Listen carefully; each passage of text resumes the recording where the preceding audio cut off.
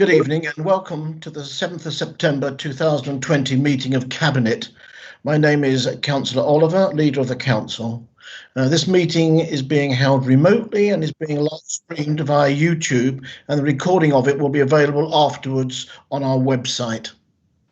Councillors and officers are reminded to put their mobile phone on silent if they have one near them, leave their cameras on and mute their microphones when not speaking, as this will reduce feedback and background noise and saves bandwidth to prevent loss of connection. I will first do a roll call to check all members who are expected to attend are present. As I say your name, please turn on your microphone and confirm you are connected.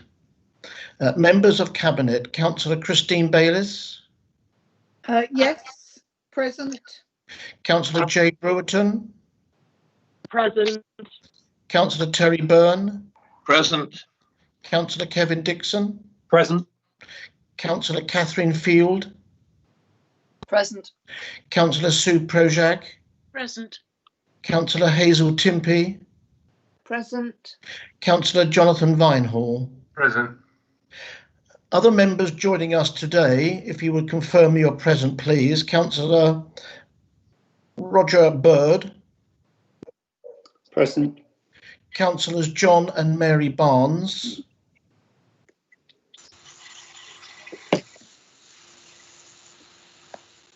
Present. Councillor Mrs. Vicky Cook. Present. Councillor Paul Cortell. Present. Councillor Gary Curtis. Present. Councillor Brian Drayson. Present. Councillor Polly Gray. Present. Councillor Jonathan Johnson. Present. Councillor Carl Maynard. Present. Councillor Paul Osborne. Present, Chairman. Councillor Richard Thomas. Present. Is there anyone else that a name hasn't been called? If you can confirm that you are present. Councillor Coleman, present. Thanks, Chair. Councillor Chris Madeley, present.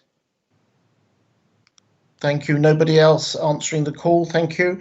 Officers joining us today are Malcolm Johnson, Executive Director, Dr. Tony Leonard, Executive Director, Robin Venard, Assistant Director and Resources, accompanied by Tony Baden, Finance Manager, Ben Hook, Head of Service Acquisitions, Transformation and Regeneration, Joe Powell, Head of Service Housing and Community. There are also, there are also two technical staff in the meeting to operate the live broadcast and to be on hand if there are any technical difficulties, that being Claire and James. The Democratic Services Officer Committee Clerk today is Louise Hollingsworth. Members of the committee will be making the decisions today by a named vote. Louise will call out each member in turn and they will either answer for, against or abstain. Members, please remember to turn on your microphone again at this point. Please turn off after voting. Because of the new format, members are encouraged to make their comments succinct and pertinent to ensure the smooth running of this meeting.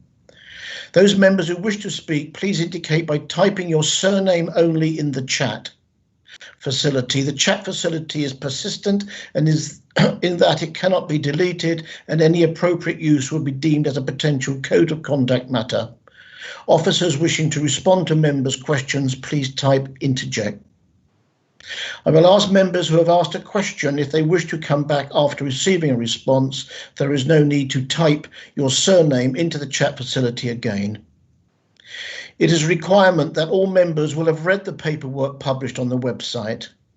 Members are reminded not to press leave meeting. If you leave the room, just turn off your camera and your microphone, please. Please be aware there can be a time delay of around 5 seconds whilst a member appears on screen. Should the meeting go into confidential session, exclusion of press and public exempt information by virtue of Part 1 of Schedule 12A of the Local Government Act 1972, the live stream will be temporarily suspended until the confidential item has been discussed and a notice displayed on the screen. Once discussed, the live stream will be resumed. Each item will be introduced as we get to it. If I can ask and be authorised to sign the minutes of the meeting held on the 17th of August 2020 as a correct record of the proceedings. So move. Agreed. Agreed. Do you all agree? Yep. Yes. Agreed. Thank you. Item 2, apologies for absence. None received, Chairman. Thank you, Louise. Item 3, Malcolm, are there any additional agenda items? There are none, Chairman. And item 4, Malcolm, are there any urgent decisions? There are none, Chairman. Thank you. If I can ask on item 5, disclosure of interest, members, please speak clearly if you have a personal and prejudicial and say the agenda item it refers to. Members with a personal and prejudicial interest will be asked to temporarily leave the meeting at the start of the item. Louise will invite members to rejoin the meeting when the item is finished. Are there any disclosures? Yes, please, Chairman. Councillor Agenda Barnes item. declares an interest on paragraph 8. I believe it's personal, although financial matters are concerned. Thank you. Chairman, same item as an executive member of East Sussex County Council. Agenda item 8, personal, not prejudicial, as far as I'm aware. Thank you. Thank you. Chair, Councillor Thomas, sorry. Councillor Thomas, the same party as Councillor Barnes, a personal but not prejudicial interest. Thank you. Agenda item number 6, Chair, as a former member of Democracy for Bexhill, not prejudicial and not personal interest. Thank you. Chairman, Paul Cortell, I have the same declaration as Councillor Bayliss, former member of Democracy for Bexhill, not prejudicial. Chair, Councillor Brown-Drayson, a question for Louise, really. Do I, as a director or potential director of the new Alliance Homes Rother, have to declare an interest at this stage? Item 10. It's a council appointment, but I don't know. Yes, I'll make a note of that. Thank you. Chairman, sorry, Councillor Coleman, likewise to Councillor Bayliss and Cortell, as a former member of Democracy for Bexhill, non-prejudicial. Thank you. Are there any other declarations of interest? Councillor Byrne, the same Democracy for Bexhill declaration, not prejudicial. Thank you. Councillor Maidley. Councillor Maidley, thank you, Chair. Yes, item 8, a personal interest as a member of the Bexhill Old Town Preservation Society, and item 6 as a former member of Democracy for Bexhill. May I just clarify one item, please, Chair? Am I, as only a personal interest as the Old Town Preservation Society, am I still allowed to speak on that, on an item 8? I see no reason why you shouldn't be able to speak. Is there any guidance on that, Malcolm? No, I see no reason either, Chairman. I agree. Thank you. Thank you, Chair. Okay. Chair, it's Polly Gray. Yes, Polly, sorry. Can I declare that I was a former member of Democracy for Bexhill, and I have an interest in item number 7 as the council rep for the Citizens Advice Bureau. Thank you. Chair. I ought also to declare an interest as a potential director. I don't think the company's been constituted yet, but you've nominated me as the director to Alliance Homes Bexhill Limited. Thank you. And Councillor Thomas, the same, please. Right. Councillor Field, were you indicating? I'm having a problem with my chat, so I'm not picking up who is looking to speak next. I don't know quite why that is the case, but okay, bear with me. Councillor Field. Yes, just wanted to declare a personal interest as a non-executive member of East Sussex County Council. Thank you. Mate. Thank you. Right, seems quite an exhausting list. I think we're almost there to move forward. Forgive me for not picking up the chat. I don't know quite why it's not working, but there we go. So if we can move into item 6, pages 1 to 4, Bexhill Community Governance Review. If I can invite Malcolm Johnson, Executive Director, to move this report forward. Thank you, Malcolm. Thank you, Chairman. I mean, this report is the outcome of a lengthy process that we've been through, involving a steering group, which was set up under Councillor Bayliss as chair. It's been through overview and scrutiny, and the recommendations are there for members to see. There are obviously some caveats to it, in that recommendations 4 and 5 assume that it will be that full council will approve recommendations 1, 2, and 3, but they're structured in that way to to allow us to move forward and to actually establish a Bexhill Town Council. That will eventually come to a December meeting of full council, which will be the final decision on the setting up of that council. I'm very happy to answer any questions, or I'm sure Councillor Bayliss may wish to make a comment, Chairman. Thank you, Malcolm. If I can invite Councillor Bayliss to make comments regarding this report. Thank you. Yes, thank you, Chair. And it's a great pleasure to be able to present this report to Cabinet and move the recommendations. I hope that my colleagues will support and that the recommendation will go to full council later this month. To summarise the position, yet again, Bexhill residents have expressed support for setting up a town council for Bexhill. 78% of those who responded to the consultation support a Bexhill Town Council, or only 22%, or less than 500 local residents said they didn't want a town council. This was despite a well-run anti-town council campaign. In every ward in Bexhill, including Sidley, there is support, and the confidence levels are such that we can be sure that these numbers indicate positive support from every area in the town. Older residents were much more likely to express support for a town council, and this is, I think, a really important point, given that many of the robber councillors who voted against in 2017 cited elderly residents on fixed incomes as being unable to afford the costs of a town council. There are some points I'd like to make to address some of the sorts of concerns. I think the steering group were very mindful that we're in recession and that finances are very tight for some of our families in Bexhill. We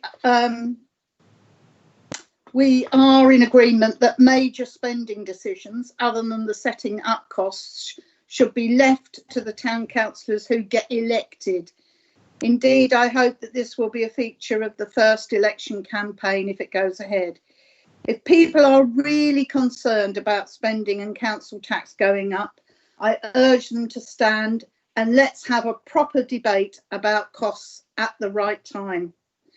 And I know that the chair of the Anti-Poverty Task and Finish Group will be looking to make sure that the most disadvantaged families are protected from council tax increases in the medium to long term. So there are safeguards in place and they are being looked at. The second point I'd like to make is about the pandemic and whether this is a good time to introduce a town council. I think it's a valid point to make, but I think there's a counter argument, a stronger counter argument to be made. The pandemic has brought as a sense of increased neighbourliness, community spirit and volunteering, involving all ages and from all backgrounds. If we can tap into that spirit, then the town council could be launched on a tide of goodwill and voluntary action. It could get off to a flying start. We know that when lockdown was introduced, the villages and Ryan Battle were able to get their mutual aid programmes up and running much more quickly than in Bexhill because of the local council infrastructures.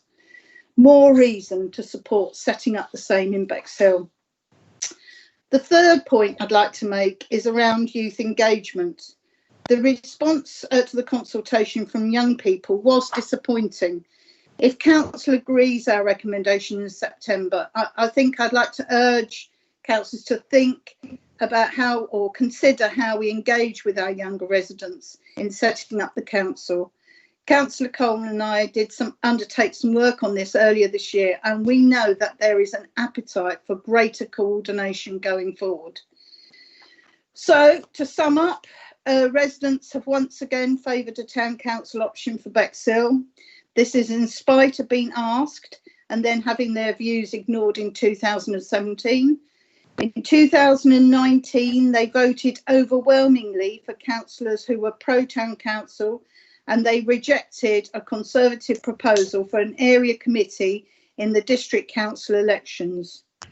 In 2020, even though many were fed up with being asked yet again, a majority responded positively in favour of a town council for Bexhill. I get it. Residents want a town council. Their message, please just get on with it. I hope somebody will second my recommendation. Thank you. Thank you, Christine. If I can invite Councillor Hazel Timpey, please. Yeah, thank you, Chair. I agree with everything that you've just said, Councillor Bayliss, and I would like to second the motion. Thank you. If we can go to a vote on this, please, Louise. Thank you, Chairman. Councillors, I'll call your names out alphabetically. Please respond with for, against or abstain. Once your name has been called, switch on your microphone only to vote. If you do not answer after your name has been called twice or contact is lost, members will be recorded as abstaining. Councillor Bayliss. For. Councillor Brewerton. For. Councillor Byrne. For. Councillor Dixon. For. Councillor Field. For. Councillor Oliver. For. Councillor Mr Prochak. For. Councillor Tempe. For. And Councillor Vinehall. For. That's unanimous, Chairman. Thank you for that. If we can move forward, thank you for the work that's been put in, Malcolm and the officers on this, and for Councillor Christine Bayliss, who has brought this report forward. If we can go forward to page 5, please, that's agenda item 7, when I will invite Malcolm to report regarding the Bexhill Citizens Advice recommendation of a financing plan to allow the Bexhill Citizen Advice to refurbish their new premises. Thank you, Malcolm. Thank you, Chairman. The report is fairly self-explanatory that the members have. The situation is that Bexhill Citizens Advice have been working with their landlord for some time to find alternative premises. We had some aspirations that they would move into the town hall with us, and I think we've made it clear that we would like to maintain that as an aspiration in the perhaps more medium term, but they have a short-term need to find alternative premises. Their landlord has been very cooperative and has worked with them to find an alternative premises. But there is a shortfall in the amount of money they have available at this point in time and the refurbishment costs. So what the proposals in front of members tonight actually suggest is a way forward, which basically allows the CAB to move now, carry out their works, and then look at either fundraising or community grant applications that will meet the cost of that. So we're acting a little bit, if you like, as a guarantor through a loan approach to it. Can I say, Chairman, that Councillor Polly Gray has been involved in all the discussions, and I'm sure Councillor Gray would wish to add a comment at this point in time.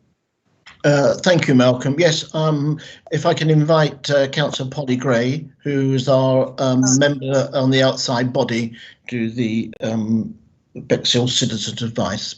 Thank you, Polly. Thank you, Chair. I would thoroughly support this application by Citizens Advice Bureau. They are simply asking for a loan. They have got other funding, and it is absolutely essential that they do find these premises before the winter. And I'm sorry, I've got a problem with my camera. Okay, thank you. Before Councillor Mary Barnes, I believe, wanted to make a comment before I invite Councillor Kevin Dixon, who I know has been involved in some of the discussions with these Bexhill Citizens Advice. Yes, thank you very much, Chairman. I was on the SLA committee chaired by Kevin Dixon, and I remember well the CAB putting forward a very good case, and how we felt it was absolutely vital that they were relocated within Bexhill. But I would like to make the point that the CAB is important not only to Bexhill but to the whole of Rother, and that includes the rural areas as well.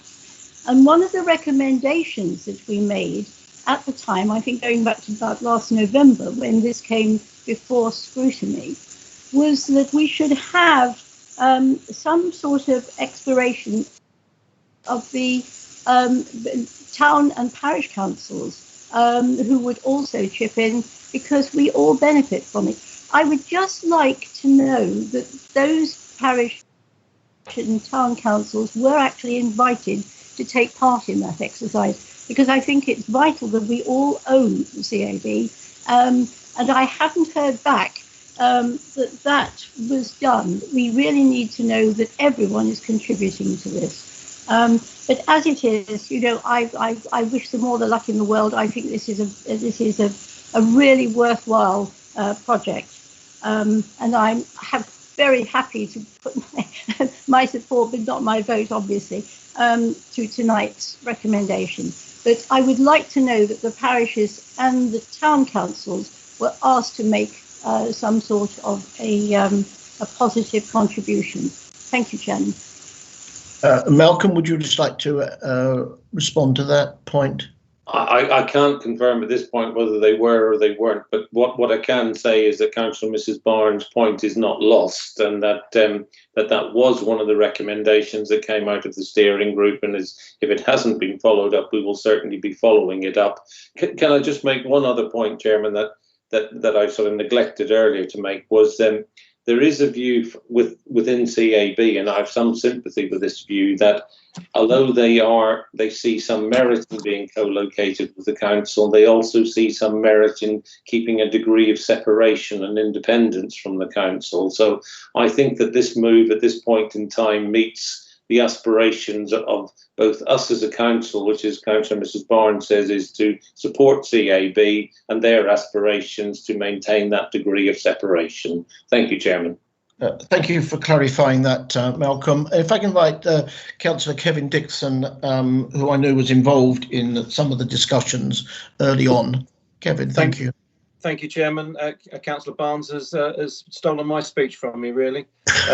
Just to reiterate, this isn't Bexhill Citizens Advice. It covers the whole of Rother, and it is very important. As a district council, they do a lot of work that would fall back on us if we didn't have them. So it is important that we support them, and it is important that they move premises quickly. The deal that we've set up is very similar to the one that we've done for the Delaware, a very sensible deal. And I'm very happy to propose the resolutions as printed in the agenda, Chairman. Thank you. And if I got someone to second that, please. I'm happy to second that. Thank you, Jonathan. If we can go to a vote on that, thank you, Louise. I think Councillor Portell has got his name on the chat. I haven't got a chat, so I haven't been able to pick that up. My assistant was looking for it for me. I think Councillor Portell has got his name there. I have, yes. Thank you, Councillor Van Hall. Thank you. Thank you for spotting that, Jonathan. Chair, what I wanted to say was in response to Mary Barnes's question, that I did, as the former Rother representative at Citizens Advice, raise precisely the points that she's inquired about. I got the impression that it met with less than full enthusiasm, as they claimed to have tried this before. However, what it did trigger was a series of grant applications, and one board member took on the responsibility for grant applications to other bodies. And by the time I'd handed over to Polly Gray, they had applied to 10 organisations for grants. 5 had responded, and 2 of them had responded positively. So they'd started picking up several £1,000s from other sources other than Rother Council. So while they weren't getting very much from parish councils, they were looking for other sources of funding. Right, thank you very much for your comments on that, Councillor Courtell. So if we can move Louise to vote on this, and there's no other. Okay, thank you. Messages come through to me yet? No, thank you. Okay. Thank you. Okay, Councillor Bayliss. 4. Councillor Brereton. 4. Councillor Byrne. 4. Councillor Dixon. 4. Councillor Field. 4. Councillor Oliver. 4. Councillor Mrs Prochak. 4. Councillor Tempe. 4. And Councillor Vinehall. 4. That's unanimous, Chairman. Thank you, Louise. And if we can move forward to item 8. Thank you. Introduction of charges on off-street car parks within the civil park enforcement area. Report of Joe Powell, Head of Service, Housing and Community, to determine whether to vary the district of Rother off-street parking places Order 2020 in response to the introduction of civil park enforcement and on-street parking charges. If I can invite Joe to move this report forward, please. Thank you, Chair. Good evening, everyone. Just to remind members, will be familiar with the East Sussex County Council's intention to introduce civil parking enforcement on the 29th of September, and I can confirm that that was passed by Parliament in recent days, so that will be going ahead on that date. CPE, civil parking enforcement, will introduce charging to certain on-street parking locations throughout Bexhill, Battle and Rye, and the map indicating those areas is at Appendix A. The impact of civil parking enforcement is hard for us to project, but it is likely to increase the use of off-street car parks under the council's ownership, particularly where those car parks are free to use. Residents, local businesses and visitors expect as well that there's a parity of parking charges between equivalent areas, and therefore it's important that the cost of off-street parking is standardised between the equivalent areas where on-street parking charges will apply. Those car parks that are presently free to use, to remind members, do not currently contribute to the council's maintenance and operational cost of those car parks. Wider financial implications of the proposals are that any increase in the council's car parks will have attached to it associated maintenance and administrative costs. The COVID-19 pandemic obviously has compounded what is already a challenging environment for the council's finances, and any increase in the council's costs needs to be met by an increase in relevant charges. It should also be noted that the council has not increased any parking charges since 2014 in preparedness for the civil parking enforcement introduction. The proposed variations to the off-street order can be found at Appendix B. Those are of the report, which we'll come on to later. In summary, It's proposed to introduce parking charges to those car parks that fall directly within the CPE area or are in immediate proximity to those areas or close proximity to those areas. And the car parks affected are as I say, included at Appendix B. And within the main body of the report as well. And as are the charges, which are again within the main body of the report, and the proposed level of charges to introduce, which are equivalent to existing charges in Battle and Rye. There will also be a capital investment required to bring in the charges, which are presently free to use, as well as a revenue cost. These costs include new signage and the introduction of servicing to payment machines and the payment machines themselves. The costs will total 47,500 in capital and 12,000 annual. And those can be found, the details of that can be found at 14 and 15 of the report, and the income estimate at point 16. Further to the publication of the report, we've had a lot of feedback from members and the portfolio holder who we've been working closely with before making these proposals. And members have indicated and raised specific concerns about a number of car parks, well, most car parks, where on-street parking is challenging.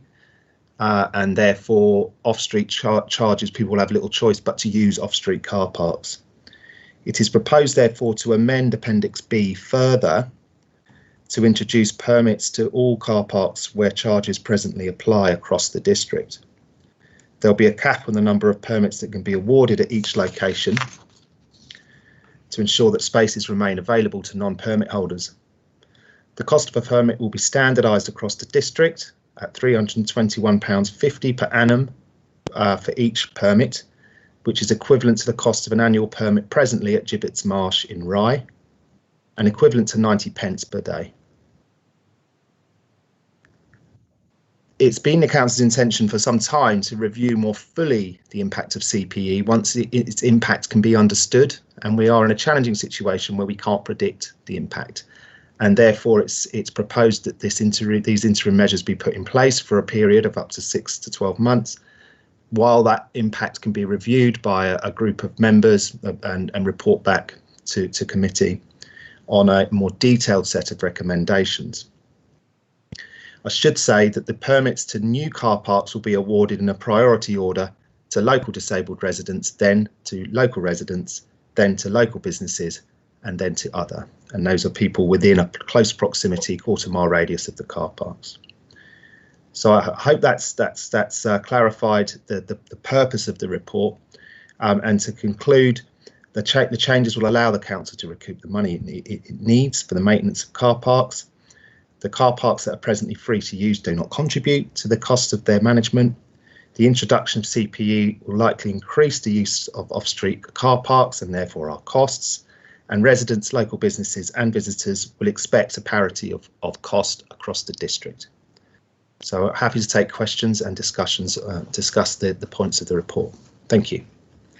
Thank you for that, Joe. And I know it's been quite a tricky piece of work to bring together, and there's been a significant demand on yourself and your team over these last few months. If I can invite Councillor Catherine Field, because I know she's worked closely with you in bringing this report to where it is today. Thank you, Catherine. Yes, thank you very much, Chair. And I'll start by redeclaring my non-prejudicial interest in this item as a non-executive member of East Sussex County Council. This report is very interesting, I think, and very important. I think you can't underestimate the enormous change which residents, particularly in Bexhill, are going to find with the joint introduction of civil parking enforcement and on-street car parking charging, and the car park charges that we are going to propose. I know that the last council said they would have a car parking review resumption when CPE had bedded in. But I think, as Mr. Powell has explained, this has become really important now because there will be displaced parking from people trying to avoid paying for on-street parking, diving into our council's own off-street car parks. So we do need to find some way of discouraging that, and I think charging is the right way to go. I'll come back to CPE in a moment. Permits, I'm very glad to hear that all car parks will be capable of having permits, because undoubtedly these are necessary for some people. And I ought to explain, because I don't think Mr. Powell mentioned it, that some of the very expensive permits in Rye are because they are dedicated spaces, i.e. you've got your permit and you are guaranteed to be able to park there. Normal parking permits allow you to park, but if there isn't a space, then it's just too bad. So that's why there's a discrepancy in the charging to such a great extent. And the permits referred to in this report, I believe, are just the normal ones that anybody can buy if they want to. I welcome parity across the district, because that actually will mean a drop in the cost of parking in Battle, which is substantially higher than it is anywhere else in the district, apart from the dedicated spaces in Rye. Interesting phrase, equivalent, not equivalent in all areas, or to be equivalent in all areas, because clearly at the moment the offer is very different in some areas from others. Now, what I'm going to suggest, and I hope you will agree with me, is that we give this 6 months, because in 6 months' time we'll have seen CPE and this charging regime operating in tandem. I then believe it really must go to scrutiny, so the policy can be looked at in detail and its effect measured, and any fine tuning that's required can be brought back to Cabinet for a discussion, because clearly this is not the final shape of parking charges in the district. I know CPE comes with an annual review, because problems emerge as you're doing these things. You think you've thought of everything, but you never have.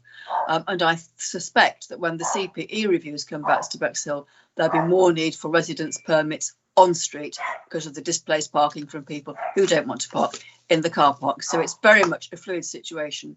But before we get to that point with the annual CPE review, I believe we need to have had our own scrutiny review here to make sure we're all absolutely sure what it is we're trying to achieve, and that the policy is actually achieving that, which is the point of scrutiny. So I'm very glad to hear about the permits. I'm glad to hear there's going to be parity, and I would very much recommend Cabinet to agree that we send this to scrutiny in 6 months' time and reconvene the parking working group. Thank you. Thank you, Catherine. Joe, are there any points there that you wanted to make comment on, please? No, that was an accurate description of what we intend to do, I think. Yeah, thank you. Thank you. If I can invite Councillor Christine Madeley, Ward Councillor for the Old Town Ward. Thank you, Mr. Chairman. And again, I declare my personal interest. I wish to refer specifically to Manor Gardens car park. I would request that this car park be removed from this evening's discussions so that a proper public consultation can be conducted. This car park is a vital community resource for the Old Town residents, diverse small businesses, doctor's surgery, dental practice, Manor Barn function room, St Peter's Church and community centre. The Old Town, by its very nature, was built before the car. Many of its visitors, for whatever reason, tend to visit by car. At worst, in the event that this agenda item were to go through in its entirety, coaches, etc. would be allowed to park there. Have you ever tried to drive a coach or large vehicle into the car park? There is such a sizable hump at the entrance that such vehicles would damage their undercarriages in the process. It would look much like the art installation of the coach rocking on the Delaware Pavilion roof some years ago. I would ask members of Cabinet to seriously consider my proposal. Thank you, Chair. Thank you, Chris. Joe, would you like to make any comments regarding Councillor Madeley's observations? Oh yes, indeed, and I think the point on coaches, coaches would be directed to the dedicated coach park at Wainwright Road in all likelihood down the road there, and I can't recall off the top of my head, but I'm fairly sure that coaches would not be able to park in Manor Gardens. But that aside, yeah, I think the points Councillor Madeley makes are relevant to every location where car park charging applies, and I wouldn't dispute what she raises. I would is for members to really consider the need for parity between areas and consistency in other areas where all of those arguments apply. where charging has been long-standing in place, and where it will be introduced as well. Thank you, Joe. Catherine, did you want to make any observations regarding Councillor Madeley's points before I invite others? I wasn't expecting to answer every point, but I would say this is an issue which we have district-wide wherever there is car parking charging, and people take some time to get used to a new regime, which is why I have suggested that we give it 6 months to bed in, then go to scrutiny, and then look at the real effect on real people, and we will have had much time to consider. Thank you. Before I invite Councillors Osborne, Byrne, Bayliss, Coleman and Courtell, if I can invite Malcolm, who wishes to interject and perhaps raise a point that may be relative to other questions coming forward. Thank you, Chairman. Unfortunately, my typing skills weren't as quick as Councillor Field could actually make the point. It was just to reinforce the point that she made. You know, this has been, members have already agreed that within 6 months after the introduction of CPE, we will review our charges and our use of our car parks, and I think that is a very sensible approach to things. No doubt at that time we will look at whether we've got some of these things right or whether we need to tweak them or amend them in any way. But I think that approach of a 6 month review, that then if we do it in that way, allows us to feed into the East Sussex County Council annual review, so that we can actually try and make it as a holistic exercise and a holistic approach to the matter. Thank you, Chairman. Thank you, Malcolm. Councillor Terry Byrne. Thank you, Chair. My point's largely been covered in that I was also going to emphasise the need for this 6 month review. And I do think it's going to be very difficult for us to debate anything before that, because we've got to see how the car parks and the whole of CPE bed in together. However, I would say we seem to be talking about a 6 month review for Bexhill, or for Rother. I hope we're talking about a 6 month review with East Sussex on the whole issue of CPE, because I believe that is the earliest it can happen. And I believe also that certain council have been promised by East Sussex that there will be a 6 month review. So certainly residents of Sackville Ward and Councillor Timpey and myself have had many long discussions with many residents about this whole issue. So a 6 month review of the whole issue, I think, is going to be absolutely vital. Thank you. Thank you. Councillor Christine Bayliss. Yes, thank you very much. Well, I had a lot of sympathy for Councillor Madeley's points,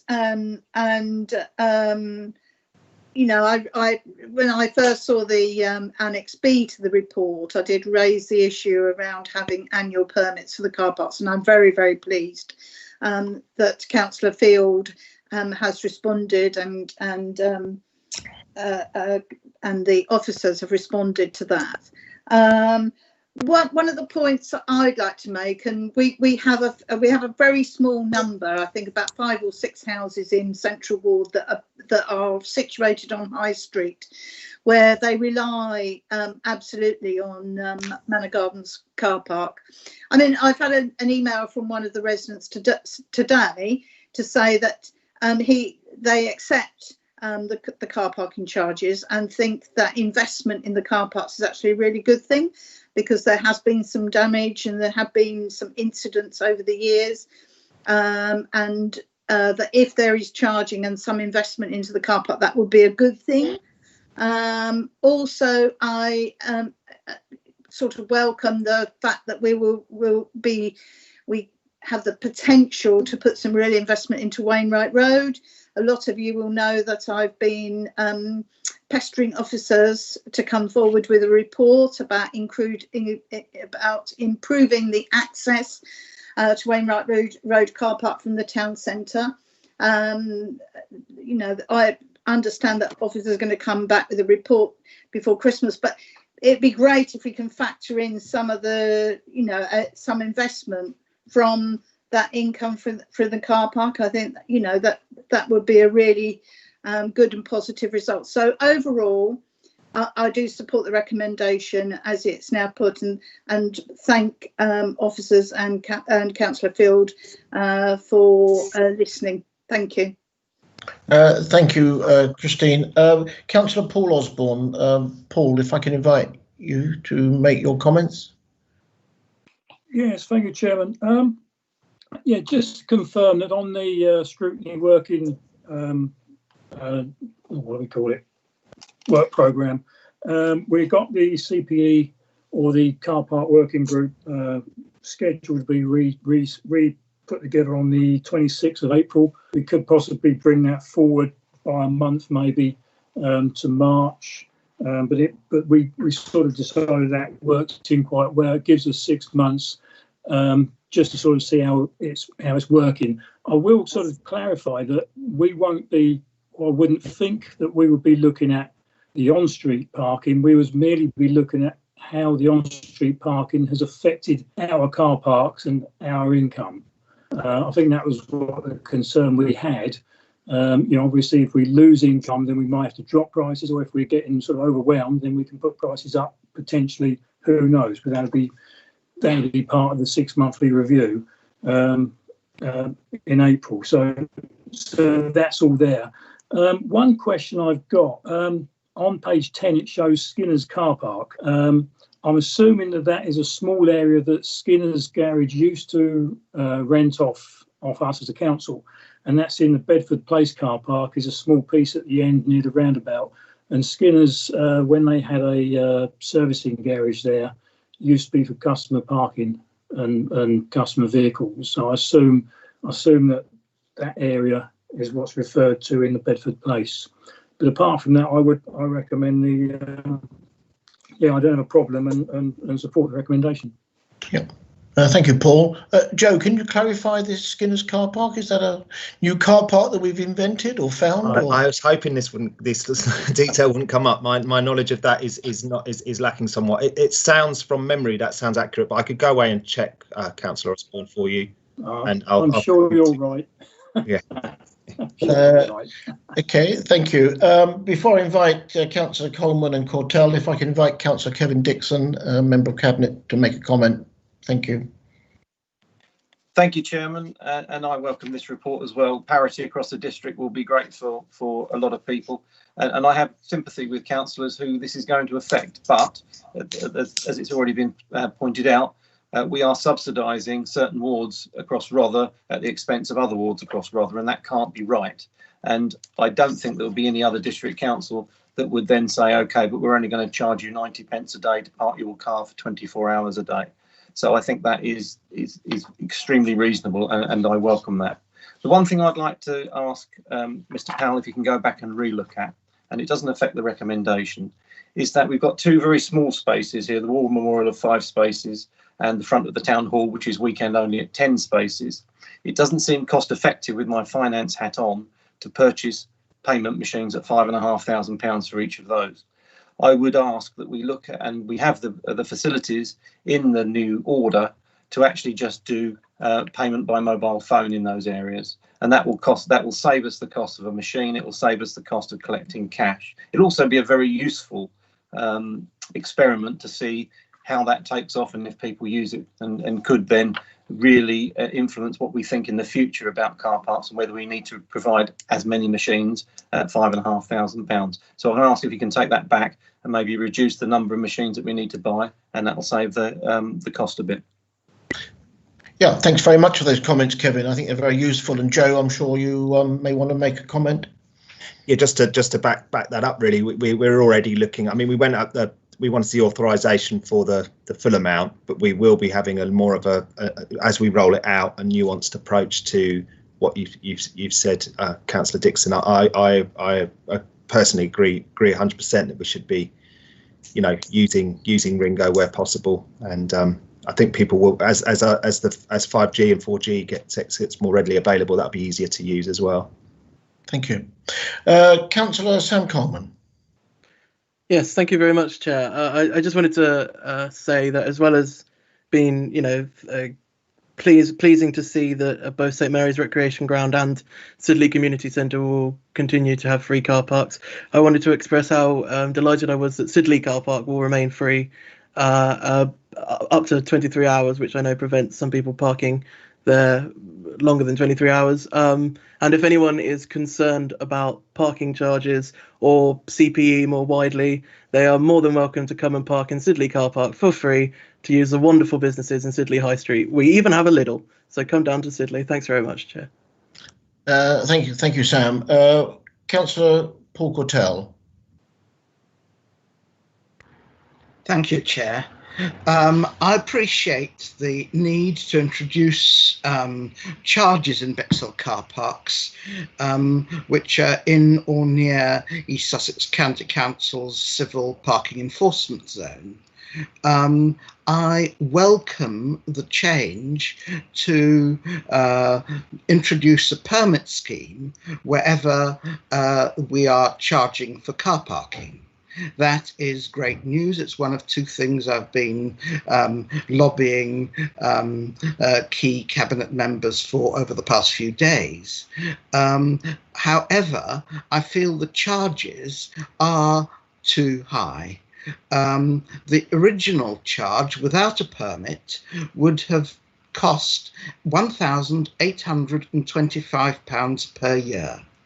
That's 73 times more than an East Sussex permit. Now, with a permit, it comes down to 14 times the cost of an East Sussex permit, much more reasonable or less unreasonable, but I would have preferred it to be significantly lower.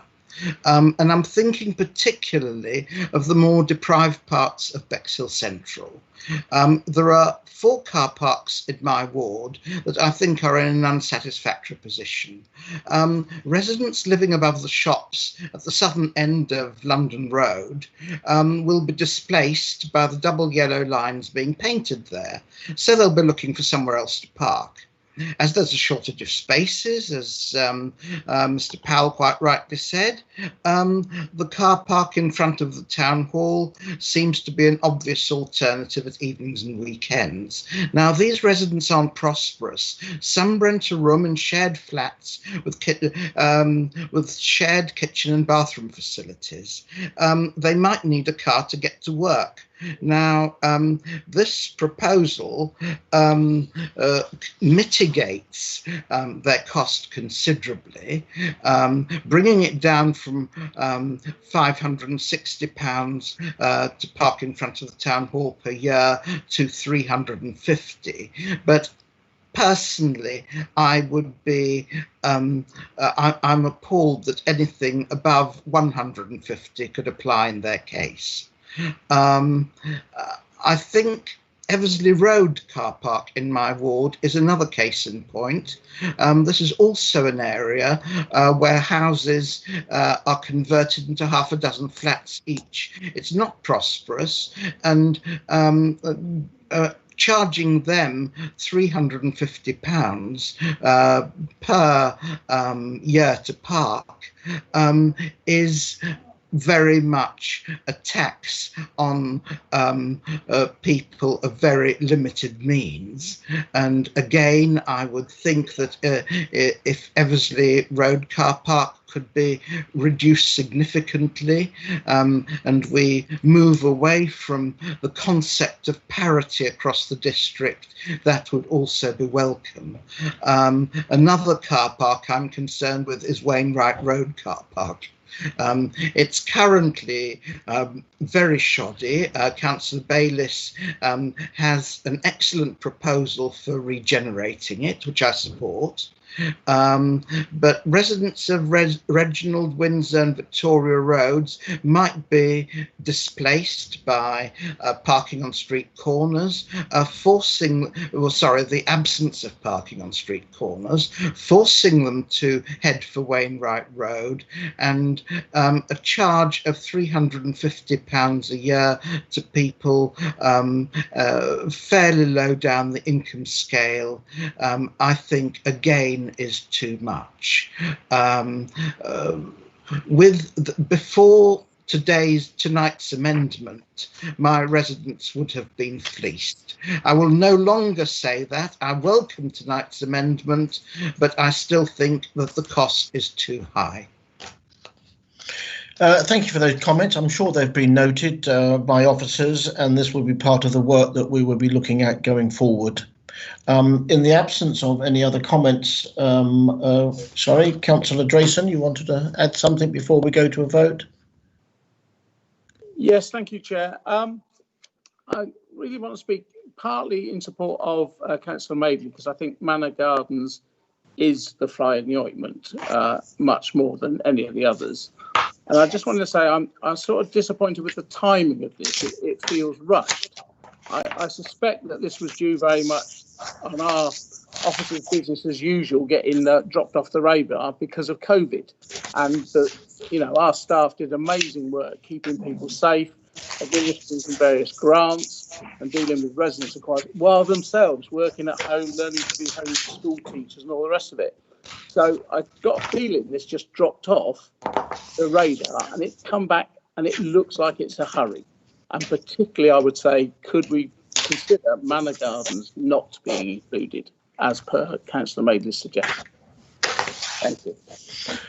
Okay, well, thank you for those comments. I don't know, Joe, whether you wanted to make any observation as to the timing of the report. Please do if you feel free to do so. Yeah, I'm happy to. We went to members, to cabinet members, with proposals to take this option or no action.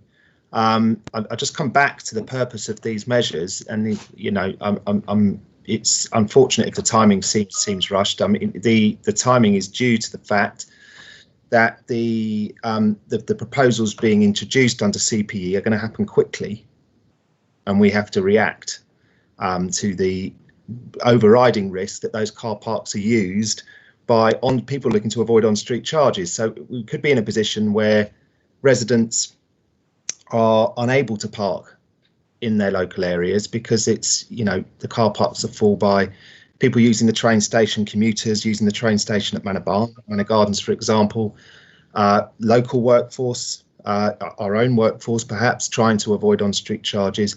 I think there's a danger of underestimating that risk, and that people, local residents, will be completely unable to park in those locations. So that's the reason and purpose for this report, is to mitigate that risk. Again, the reason for the charges was to provide parity with areas that have long-standing charges in place. That seemed to members consulted and to officers as a fair way of proceeding, and with this overriding caveat that if members are unhappy in 6 months' time, we can completely review the whole thing. You know, we can reduce car parking charges, as Paul said. We could tie it to demographics or whatever you wanted to do. That these officers are tasked with bringing forward proposals to solve problems that you're facing. And challenges we are facing, and I think that, in defence of my officers, the timing aside, I think that's been done effectively in this case. Yeah, I would tend to agree with that. Much for that. You're okay with that, Brian? Yeah. I've got a couple of notes here. Councillor Byrne, Dixon and Brewerton, if there's something new to add to this before we go to a vote, please.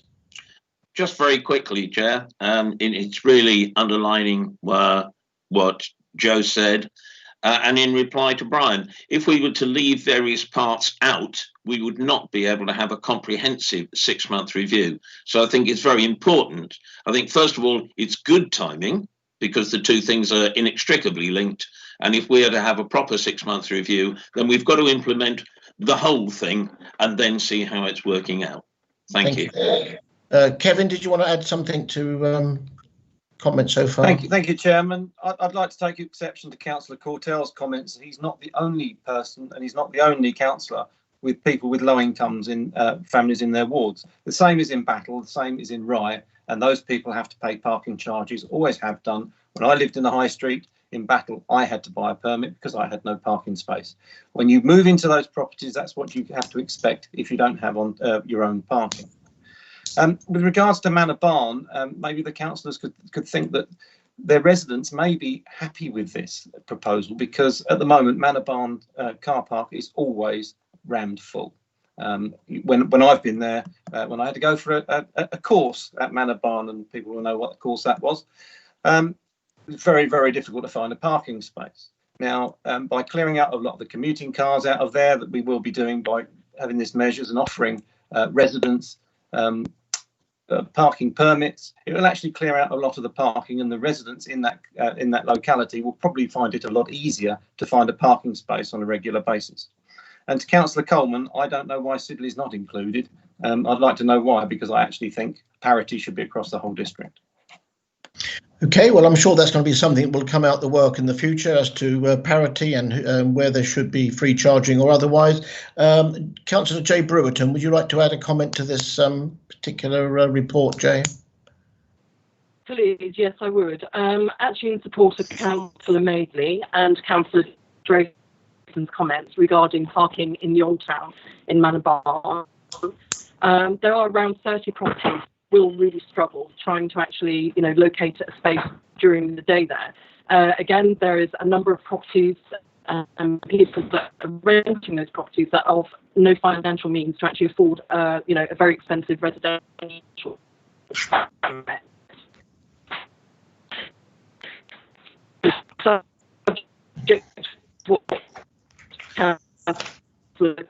tell that those costs in maintenance every year, and we have got costs that we. Terribly sorry, Jay. In terms of events and activities that take. I think you've broken up completely. I can't hear you. So, but I would like. I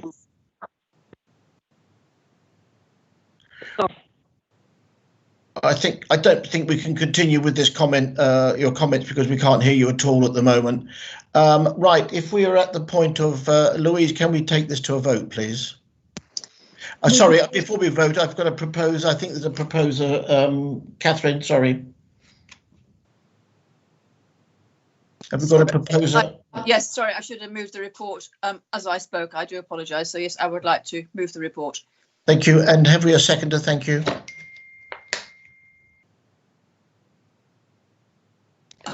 Thought it was going to be Sue, but I'm happy to second. I was standing back in case the Bexhill councillor wanted to second. Okay, that's fine. I think we're yep, that's fine. Thank you for that. And if we can go to a vote, Louise, thank you very much. Okay, thank you, Chairman. Councillor Bayliss. 4. Councillor Brewerton. 4. Councillor Byrne. 4. Councillor Dixon. 4. Councillor Field. 4. Councillor Oliver. 4. Councillor Prochak. 4. Councillor Tempe. 4. And Councillor Vinehall. 4. That's unanimous, Chairman. Thank you, Louise. If we know there's going to be further work to be done on this, this is where we are at this moment in time. Thank you, Joe, for you and your officers bringing this forward under the time constraints that I know that that you had. If we can, that presumably with the additional amendment that was agreed, yeah? Yes, thank you. Okay, if we can move forward onto item 9, page 19, Revenue Budget and Capital Programme Monitoring Q1 2020-21, to agree the forecast for the financial year ending 31st of March 2021. Report of Tony Baden, Finance Manager. Good evening, Tony. Good evening, Chair, and good evening, everyone else. Thank you. Before I go into the detail of the report, Chair, there's a couple of corrections I need to draw members' attention to. In paragraph 35, the deficit figure should read 1.9 million, not 1.3 million. And in paragraph 36, the remaining reserves balance should read 12.677 million.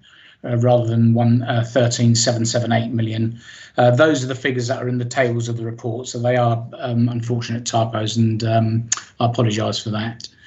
So the report itself, the main headlines, which members will recall that we plan to use £917,000 from reserves to help prop up the 2021 budget. Well, now that forecast has now increased to £2.846 million, which is 1.9 million over budget. And unsurprisingly, the main reason for that has been the council's response to the coronavirus crisis. That's been responsible for about £1.7 million of the overspend. And the table in paragraph 4 hopefully summarises that position for members. What I'll do now, Chair, I'll just go through the main highlights of the report because there's quite a lot of information there, but I'm more than happy to take any questions at any sort of detail level, and I'll try my best to answer them afterwards. So paragraph 5, I'll emphasise the point that there's quite a high level of uncertainty in this year's financial forecast. There always is uncertainty in forecasts, particularly earlier in the financial year. And this time it's exacerbated by the situation with the pandemic and the response to the virus. And it could, of course, get worse if we have local lockdowns or even a national lockdown. So even without the further lockdown, some of the Q1 figures will change as the year unfolds. And some of the judgments are quite subjective as well. It's quite difficult to make an exact science of this, as I'm sure members will appreciate. So, for example, something like planning income, we know that income is down what we expected it to be, and we've attributed that mainly to the pandemic. But there could be other factors at play as well. For example, the situation around Brexit talk. So it is a little bit subjective in what we've classed as COVID related and what isn't. So in the main body of the report itself, most of the variances, or all the variances rather, are covered in paragraphs 7 to 29. I'll cover the main ones. Paragraph 8, environmental services income is down £43,000, shortfall in licensing income there. Paragraph 10, as I've just referring to, planning fee income is down 186,000. In paragraph 12, property rents, I've put in a provision, if you like, of £200,000. Just to point out, though, to members, to date we've not written off any rent arrears, and we've not taken any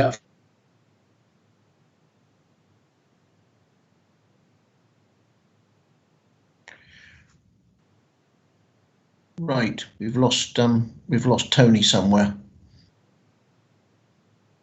A real figure. It's a provision that it could be more, it could be less.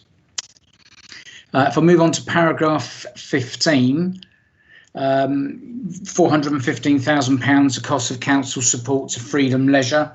We're supporting Freedom Leisure both operationally and financially as best we can. But at the same time, we have to look to guard the interests of the council as well.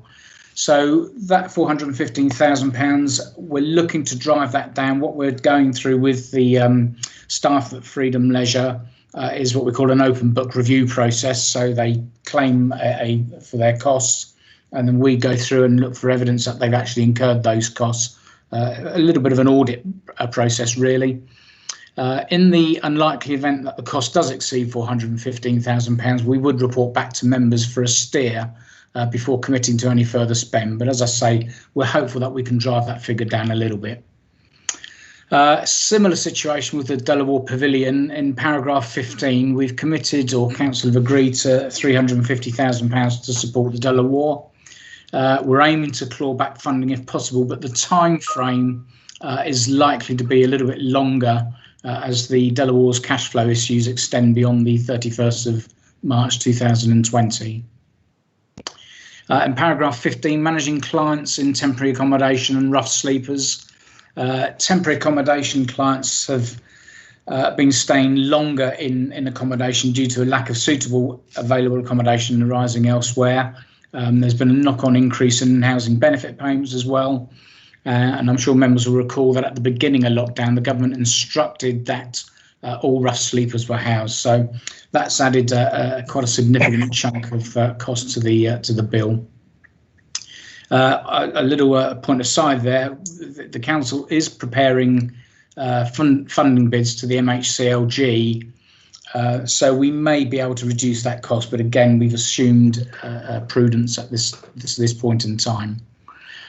Paragraph 17, car parks income. That's we're forecasting that to be £235,000 below budget, and not surprisingly, income was hit during lockdown. And subsequent to that, with the notable exceptions of the car parks at Camber, where they enjoyed a bit of a bumper spell as a result of the hot weather, and particularly as we gradually ease out of lockdown.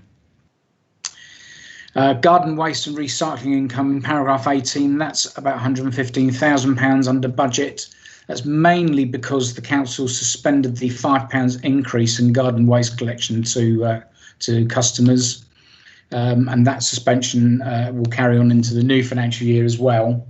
The Salvation Army can no longer take our recyclables, so we lose about £20,000 from that source as well. In paragraph 21, the resources forecast includes an overspend of £651,000 in relation to hardship funding. It's a bit of a presentation issue, really, rather than overspend, because actually, if you look at line 39 of the big table on the second page, if you look at that line, you'll see that income has already come in from the government. So it's an overspend in departmental terms, but not in overall council terms. Investment income in paragraph 23, we're expecting that to be £148,000 under budget. It's no secret, really, the global markets have been well and truly hit by the pandemic, and the forecast assumes a fairly slow recovery. I should also point out to members, whilst the figures aren't explicit in the report, the property fund investments have also suffered a hit to their market values, and we have reported that in the Treasury Management Report that will be going to Audit and Standards Committee later in the month. But we expect this to recover over time, as has happened in the past. So one of those products is about 50 years old, so there's no real immediate concern that we're going to lose any capital value or any market value from those investments. Capital expenditure funded from revenue, if you look at paragraph 24, that's increased by 480,000, mainly due to slippage from 2019-20 schemes. In lines 13 to 16 in the large table on the second page, it itemises overspends of £748,000. If you can cross-refer that to paragraph 25, most of that downturn is a result of the fact that property investment activity has slowed during lockdown, and as has work on lean and demand and surface efficiency. So when we've taken a cautious assumption that we won't get any of that back, or won't be able to achieve any of those savings in the current financial year. One thing that's not explicitly spelt out in the report, but I will explain it to members. In total, our shortfall in fees and charges income is about £645,000. The government have issued some details around how we can claim some of that back, or how local authorities can claim some of that back. And we estimate that we'll be able to get back about £341,000 of that. That is in the table in the report. I can look for it in a second, but it's in there towards the bottom of the report, and I can cross-reference which line it is in a second. If you look at lines paragraphs 27 to 29, we said a little bit there about income, how much extra income we've been given by the MHCLG. We've got £2.1 million in extra grants, as laid out in lines 31 to 36 of the table. The grant funding has been announced at different stages of the crisis. It's not clear at this stage whether any further funding will be forthcoming. So we've assumed that's not going to be the case. We've taken a prudent approach there again. Paragraph 30 summarises and also re-emphasises the impact on reserves. So hopefully that provides a neat summary for members to cross-refer to. A little bit about collection fund performance. We're at the end of June, we're about 1.58% below budget on council tax collection, and business rates is broadly in line with expectation. Again, as I've said earlier in the report, Chair, that could change dramatically as a result of another lockdown or further lockdowns. It may, even if we don't have any further lockdowns, once the furlough scheme stops operating, we could well see an upturn in that figure.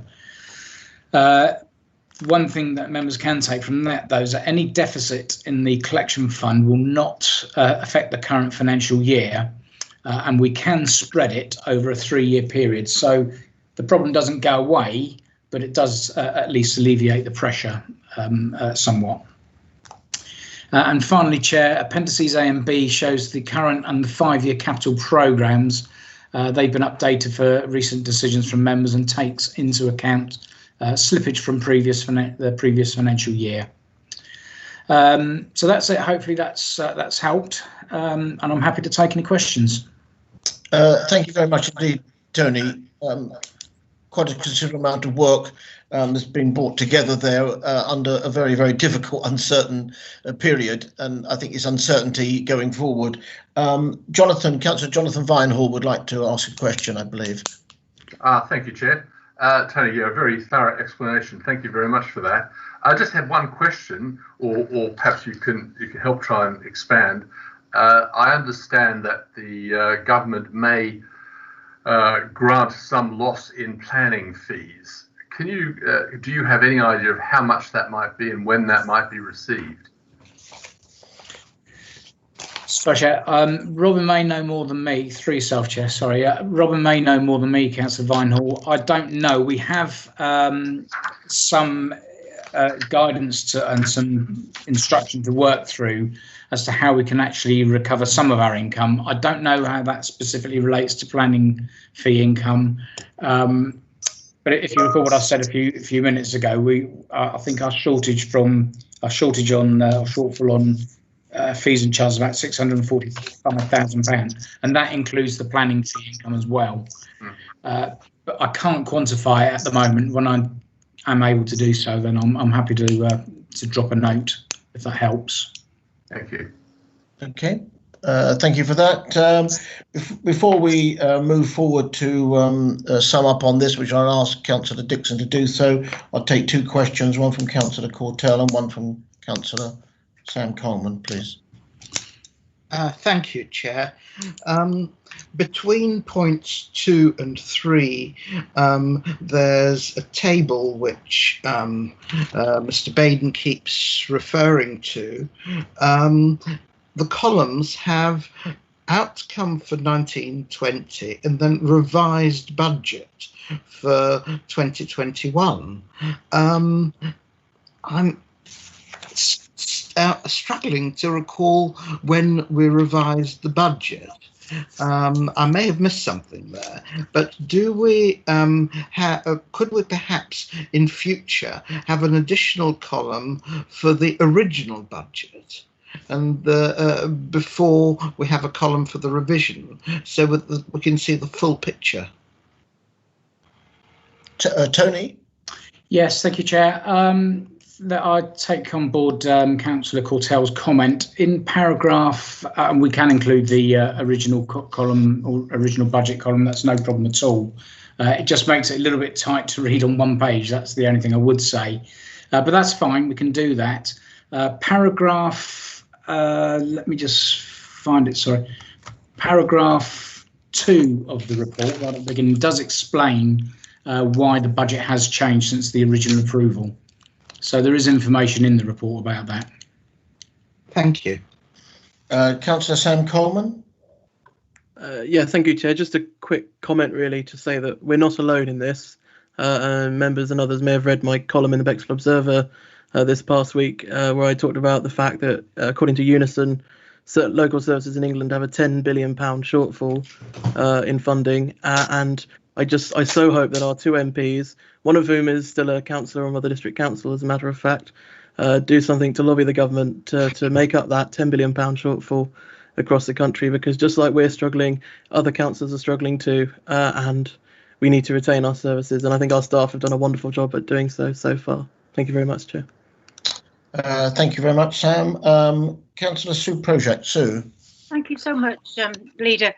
I found this report extraordinary, and thank you, Tony, for it, because it's the story, our story, of COVID.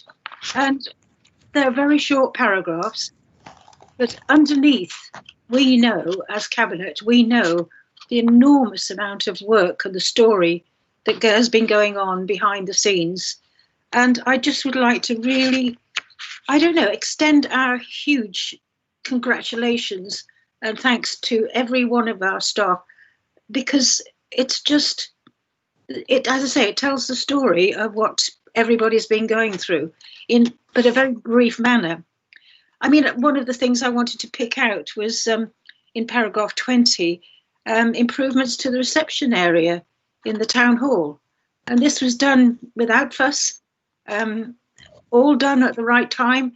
And I think Mark Adams was probably the leader in this, and we should publicly congratulate him, because it's extraordinary, the transformation in the entrance to the town hall. So that's the comment I wanted to make, and wanted to make sure that the public, who often don't know anything about this going on, they will never know what's behind the scenes and what the real story is behind these figures. Thank you. Thank you, Sue. I think that those comments will be supported and echoed by all members. Kevin, can I leave this with you to propose, and we can second and get this report approved? Thank you, Chairman, and I would like to extend my thanks to officers, to Tony and to Robin for explaining everything so clearly again to me and you in our briefing. It doesn't make it any better reading, mind you. We do know that this is a best guess. This is as we see it at the moment. It could get worse. We hope it might get a little better, but it could get worse. So members should be prepared that we may have more bad news. But it's no surprise. We knew this was coming. When you have a lack of income and more expenditure, this is what's going to happen. But don't forget, reserves are reserves. They're reserves for a reason. They're reserves to spend when the going gets tough and we have emergencies. And we were very fortunate in having adequate reserves. We still have adequate reserves, and we are still well placed. And we're not struggling. I don't want to put us into the category of a lot of other councils. We are not struggling. We still have a decent reserve level. However, of course, we can't live on reserves forever. And maybe we've made a bit of a mistake this evening. Maybe we should have put this report before the parking report, because it really highlights the need that this council has to raise its income. And we can't go on as we have done before. So with that, I think I'd like to propose the report, and hopefully Councillor Vinehall will second that. Second that report. Yeah, thank you, Jonathan. Louise, if we can record a vote on this report, albeit is noted, can we just move it forward? Thank you. Yes, as it's a report for noting, there's no need to do a vote. That's what I thought. Thank you for clarifying that. Thank you very much indeed. If we can move on to agenda item 10. Very good. Which is on page 29. The Alliance Homes Rother Limited Business Plan, report of Ben Hook, to consider the business plan for Rother District Council's local housing company, Alliance Homes Rother Limited. Are you with us, Ben?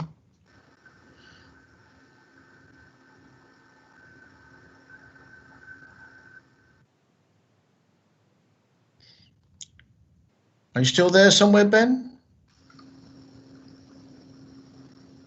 There he is. Where is he? He's there. Just sitting behind you, Doug. I can see him, can't hear him. You need to turn your sound on. Ben, you're muted.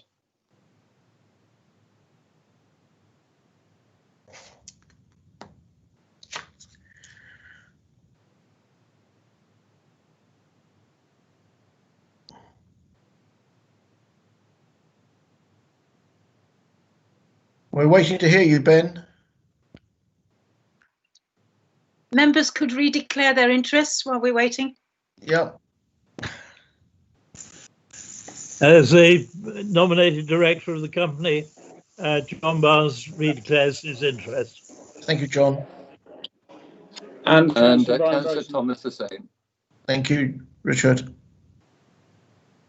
And Councillor Brian Drayson. Thank you, Brian. Right, is Ben back with us? Hello, can anybody hear me? Ah, yes, we can, Ben. Sorry, you see, this is why you always have two devices on the go, just in case the first one doesn't fail.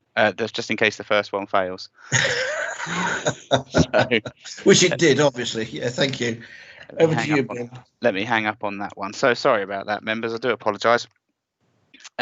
So yes, this is the business plan for Alliance Homes Rother Limited. Members remember that the business is now on its way to being incorporated with 4 councillor directors. These are all recommendations to full council, which will hopefully go up in September. So the recommendations are that the business plan be adopted, that an issuance of 300,000 shares be with the value of £1 each be drawn down in agreement with the council's Section 151 officer, a £200,000 loan facility to the company to be drawn down in agreement with the Section 151 officer also be approved, and that an annual report to Cabinet be made on the business plan. So we will seek to update this business plan and bring it back to Cabinet and Council next year. The key areas that I'd like to take members through in the business plan itself sit within the executive summary. We try to make it very clear that the primary objective of Alliance Homes Rother Limited is to speed up the delivery of housing throughout the district. So we're going to do that in a number of ways. We're going to focus on areas where sites have been stalled for any significant period of time, or where sites that have planning permission haven't yet come forward. So members will see that we've done a full and comprehensive market analysis to understand the market in the area, and as members will see, there's a large disparity in the market between Bexhill-on-Sea and somewhere, say, like Ticehurst out in our rural areas. We've done some work in terms of sites that we would like to consider that aren't already included within our programme, and they're found on big page 41 or page 9 of the business plan. And we've given some idea on page 10 of the business plan about initial starts on site and completions to give members a sort of an idea of to what they can expect to see delivered over the coming years. And this is based on 5 sites that are either currently within the council's ownership or are currently under negotiation for the council's ownership, and that be Blackfriars, Cypress Place, Oldwood Road, Mountview Street, and the former Bexhill High School site. Under page 11, we've given an overview of the company structure with the council at the top as the shareholder, the board of directors, myself as the chief operating officer, and a number of officer positions underneath. Those positions will be staffed by Rother District Council, and the proposal is that a fee will be paid to Rother District Council through a service level agreement to recompense for those services that are bought in. And we've given some idea and some estimation at the bottom of page 11 there as to what percentage of those positions' time will be taken up through work through the company. Moving on to page 13 of the business plan, we've got the outline of the funding model as requested in the recommendations. The company will need some level of revenue funding to ensure that it can pay for staff costs, other services such as the initiation, the construction of a website, legal services and accountancy services. And that's all laid out in that table. So it's proposed that be funded through a mixture of loan and shares. To be agreed with the Section 151 officer to ensure that the methodology that we're employing to fund the company is compliant at each stage. At the back of the business plan, we're moving on to pages 14. through to 18, we've got the 5 sites that I mentioned earlier in the business plan, and a sort of very high level overview of what we can expect from in terms of delivery, in terms of timescales, and in terms of overall project costs for those sites. I'm happy to take any questions at this point from members. Thank you very much, Ben. Councillor Terry Byrne. Thank you, Chair. Ben, just as a matter of clarification, because I'd like to sum up at the end of this debate, for a matter of clarification, could you just explain or give a little more detail on the issuing of the 300,000 £1 shares, the way in which they may be issued, and my understanding is that we're initially just issuing the £1 share. So as we're in public forum, perhaps the public would like to know a little bit more about the 300,000. So yeah, thank you, Councillor. Of course. So what we're recommending is that there's £300,000 share facility, if you like, that can be drawn down upon. So as members may remember, the shareholders agreement would empower the shareholders representative, in this case the executive director, in conjunction with the lead member for finance, to agree any issuance of shares. As and when the company is in need of revenue sources, they can draw down upon those shares by issuing those shares to the council, in the same way that the £200,000 loan facility would also be made available. So it's there to ensure that the company has a fair start, is able to fund activity, both in the early stages of projects, but also just managing its own salary costs in the early years before income starts to come through the developments and the sales of homes. Thank you, Ben. That's a good explanation.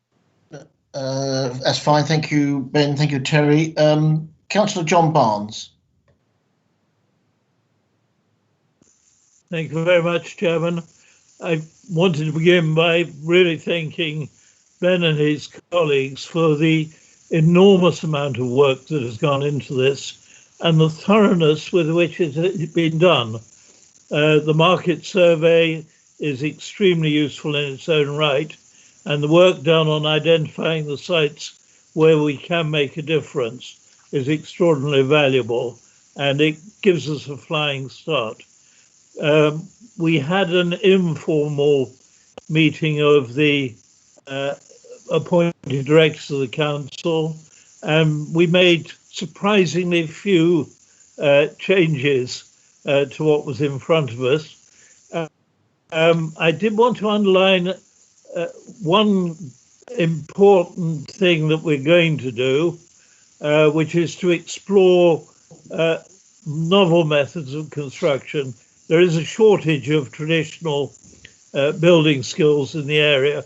If we can move to prefabrication, if we can use wooden framing using native products that aren't imported wood, that actually will also help very much on climate change. There were 2 other points that I made which I'd just like to report on and emphasize. One is the importance of getting grey water into the specifications. We are an area of England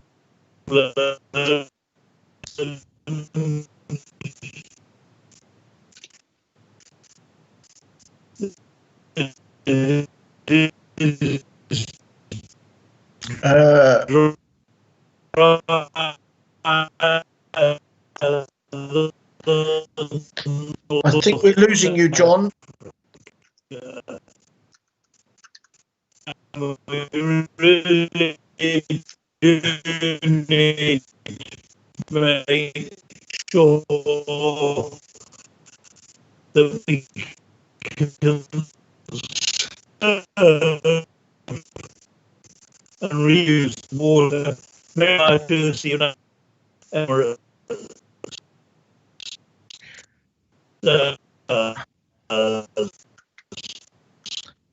I'm not sure we got much of that. The other thing, really, which I think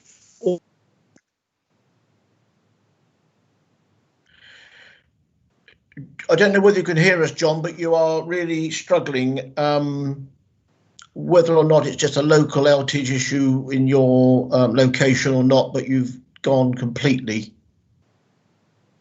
Can we just skip John and come back to him if necessary? And if I can invite Councillor Paul Osborne. Paul?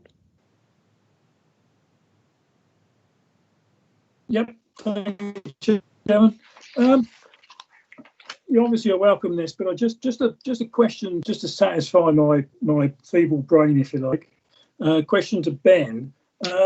To say the two sites that I know, Cypress Place in Rye and the old Passing Green course, does the construction cost include the land cost? No, at this stage we haven't included land cost in our construction costs here, other than those sites where we will have to acquire land that's not already in council ownership. So there is an element that will need to be funded for land costs, but we'll be undertaking proper valuations on that, so that the council, when selling the land to the company, is getting good value for money. That's okay. That answers the question. Thank you. Thank you, Paul. Thank you, Ben. If I can invite Councillor Paul Cortell. Thank you, Chair. I've got a couple of one comment and one question. First of all, Mr. Hook mentioned speeding up the delivery of housing being the company's prime objective. I may be a bit naive here, but I thought that one of the company's prime objectives was to address the 1,600 families on the housing waiting list. Would you concur with me, or do you disagree with me on that? It's a mixture of both, Councillor. The 1,600 people on the housing waiting list would be a key factor in the delivery of the housing and homelessness strategy as a wider strategy, which involves a whole raft of different interventions, the housing company being one of which. But of course, by delivering 1,000 homes over 15 years, we will also in that be delivering between 300 and 400 affordable homes, and that would be that in its own way will go some way towards helping alleviate the cost, the pressures of on the housing list.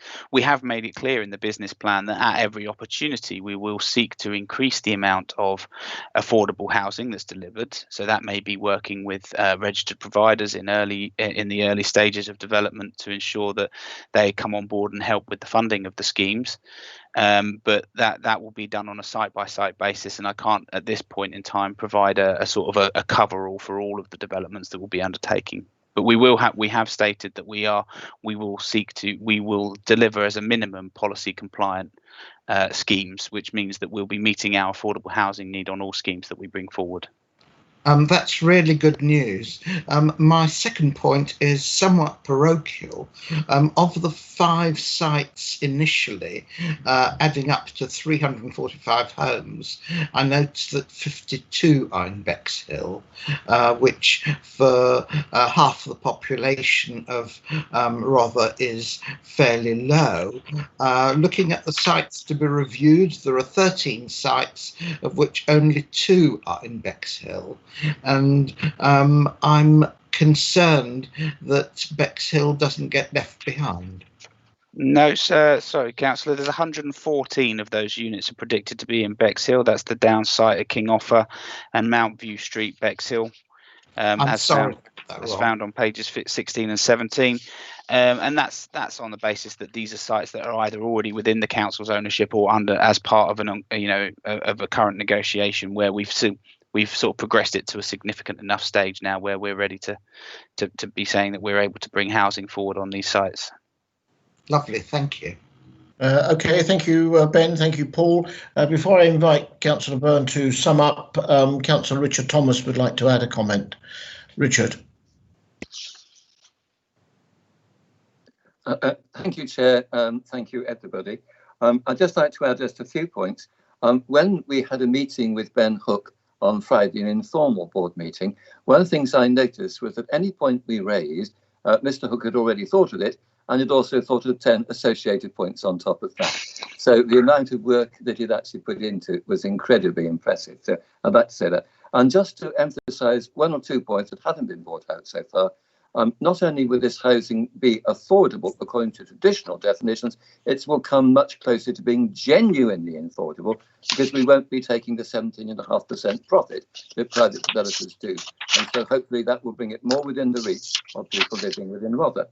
The second point is that although it wasn't emphasised hugely in the report itself, we will also be working on housing for rent.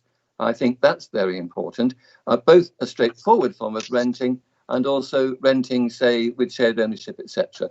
So that's a further way in which we'll be helping people within Rother. And the last point I want to make is that the King's Fund, in an email which all councillors got, emphasised that district councils are the sleeping giants of public health. And as councillors, we can see why this is so, because many of the things that Rother Council do, for example, planning, leisure, concerns with well-being and environmental services, all these are connected with public health. But one of the most useful ways in which we can, in the future, make a further contribution is through housing. Because housing, by providing high-quality housing, we can reduce the demand on health and social care services. Because housing is one of the most important social determinants of good health. And so it's important to say this is a form of investment, an economic investment, as well as an investment in people's health. I just wanted to put those points forward. Thank you, Chair. Yeah, thank you, Richard. I don't know if there's any coming back on that, Ben, but I think we've all acknowledged that it's a superb report that you've put together. It's a very professional report in every way, shape or form, and thank you very much. It's been a significant amount of work and a real first, and I think you, as Richard said, you had all the answers and a few more caveats to it, but that's what you're paid for. Well done, Ben. Thank you, Leader. Thank you. If we can ask Terry to sum up this report, Terry, and then move it so that we can vote. Thank you. Thank you, Doug. Yes, obviously I'm going to reiterate all the remarks I made in our previous briefing, which is what a superb bit of work that is. And as Councillor Thomas has said, it answers so many questions. As you read through the report, questions come to mind, and lo and behold, the next few pages, they're answered. I'd like to make 2 points. One, to answer Councillor Cortell's point, and in some point at least Councillor Thomas's point. The formation of this company is not the only thing this council is doing about housing potentially homeless or people in housing needs families. We are obviously, well, not obviously, we are also purchasing through another mechanism properties that we will make available to alleviate homelessness. So this is a great report, but we are doing other things on the homeless front as well. Another thing I think I'd like to mention, and I hope he doesn't mind me doing so, is how welcome it was to have support and constructive support from Councillor Barnes, because it's always nice to have a big move like this get support right across the council. And I think it's just nice to have all parties on board with this.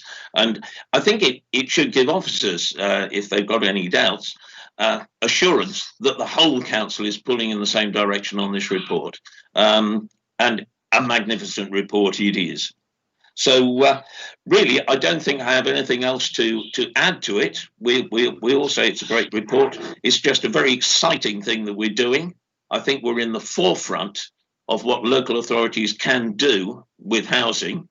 We're also, of course, going to explore all the environmental options, all the options of using preformed or timber framed houses. We're also going to make sure that all the buildings we do match or blend with the local environment in which they're being built. So this is a great report, and it's the start of a really interesting move forward by Rother District Council. So Ben, thank you, and I'm very happy to move this report. Thank you, Terry. Pleasure to second the report. Thank you, Jonathan. If we could go to a recorded vote on this, thank you, Louise. Thank you, Chairman.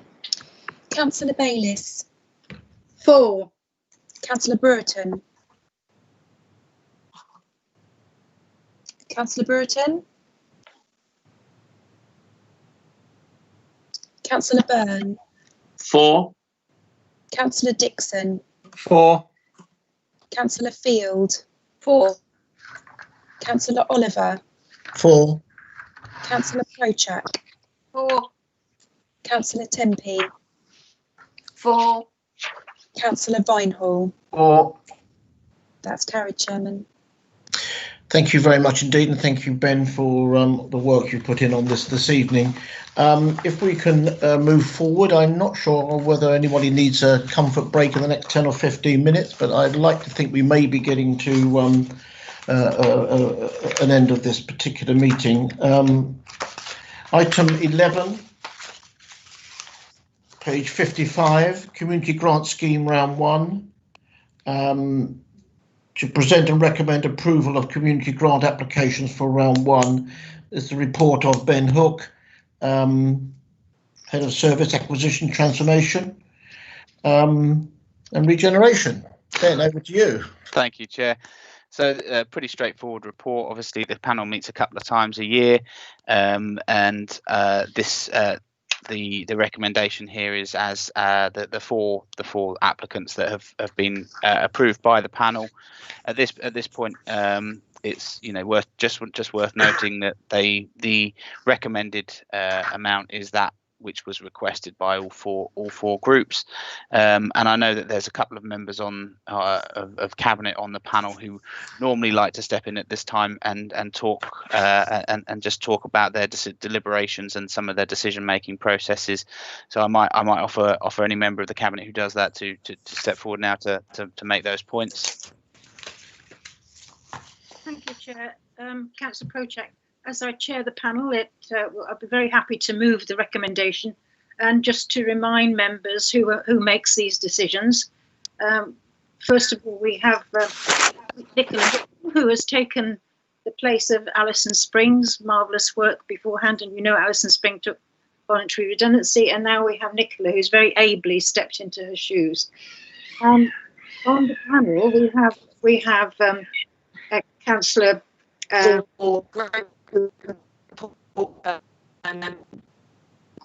Sorry.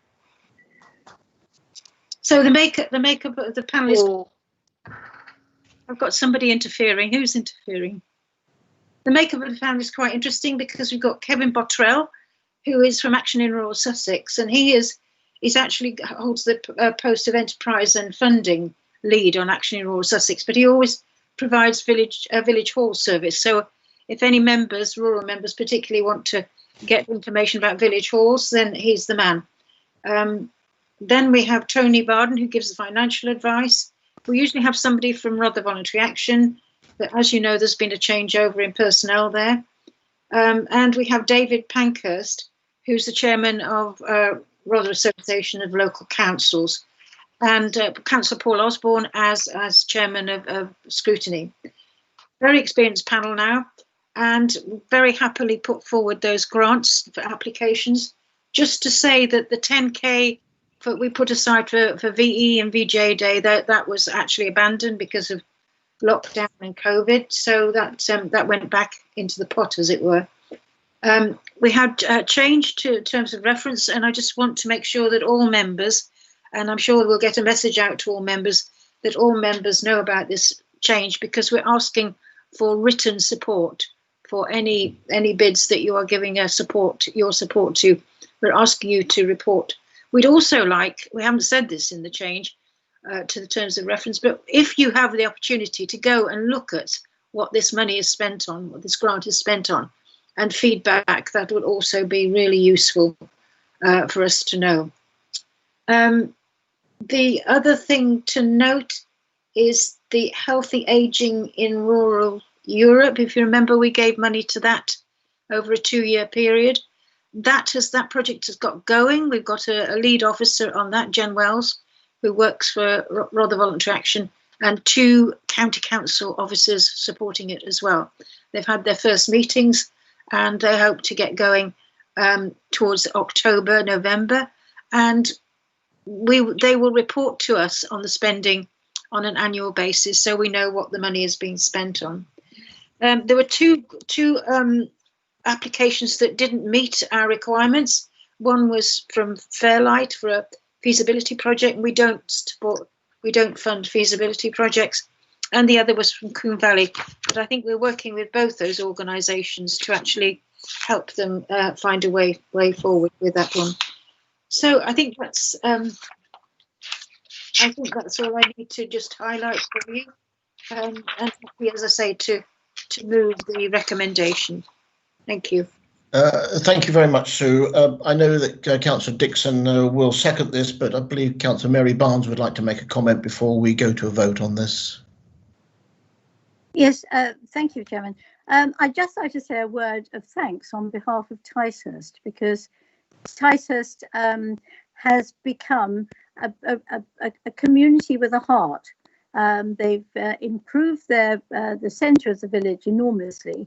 In fact, I think adding a petanque court is going to make it feel even more like a French village.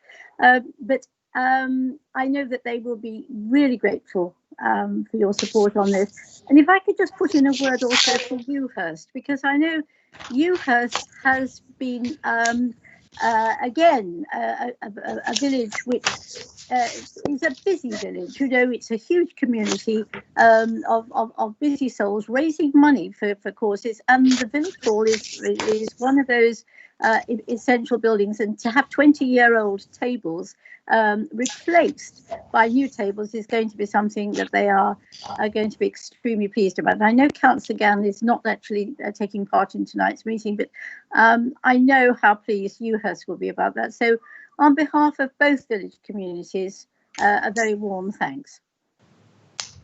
Excellent. I know an excellent work has been done by the committee here, and it's just a pleasing area that we're able to support these worthy projects that are out there. Right, I've got Sue has proposed this report. Kevin, I believe, have you seconded this report? Yes, thank you, Chairman. It does fall into my portfolio, even though I subcontracted the work out to the Deputy Leader, which is excellent. Just a couple of points. It's nice to see that it's spread both in Bexhill and the rural areas, 2 applications from each. The applications are very low this time. We know why, obviously, but it is a definite requirement of all members to try and promote the scheme. We have almost £90,000 budgeted to be spent in round 2. It would be nice to spend that money. So maybe if I can add to number 3, not necessarily add to the recommendation, but I request that Democratic Services may be put together an email to all members explaining the scheme, explaining what they need to do, and particularly promoting the small grants scheme, so that all members have the opportunity to sell this to their communities and to their parish councils. It would be really good if we can get a bumper award in round 2 and actually have to make some decisions on who we're not going to give money to, because there's so many applications. So it gives me great pleasure to second this the 3 recommendations, Chairman. Thank you, and I'm sure Louise and Julie have made a note of that request. If we can go to a vote on this, please, Louise. Sorry. Yes, thank you, Chairman. Councillor Bayliss. 4. Councillor Brewerton. 4. Councillor Byrne. 4. Councillor Dixon. 4. Councillor Field. 4. Councillor Oliver. 4. Councillor Prochak. 4. Councillor Tempe. 4. And Councillor Vinehall. 4. That's unanimous, Chairman. Thank you very much, Louise. Item 12. Pages 65 to 68, letting of Beeching Road Studios. This is, excuse me a second, must be Ben Hook again. Yes, thank you, Chairman. So members may remember that we were awarded £960,000 from the South East Local Enterprise Partnership to bring 18 to 40 Beeching Road back into use under as commercial, as creative workspace. That's sort of promoting the creative industries. This is something that wouldn't have been possible without the grant funding. because of the inability of the industry to provide sort of commercial level rents that would be required in order for us to refurbish the building under normal circumstances. So we've commissioned the building work, and they're about to start on site with that. As part of this next phase, what we're doing is we've gone out to the marketplace to seek an operating partner.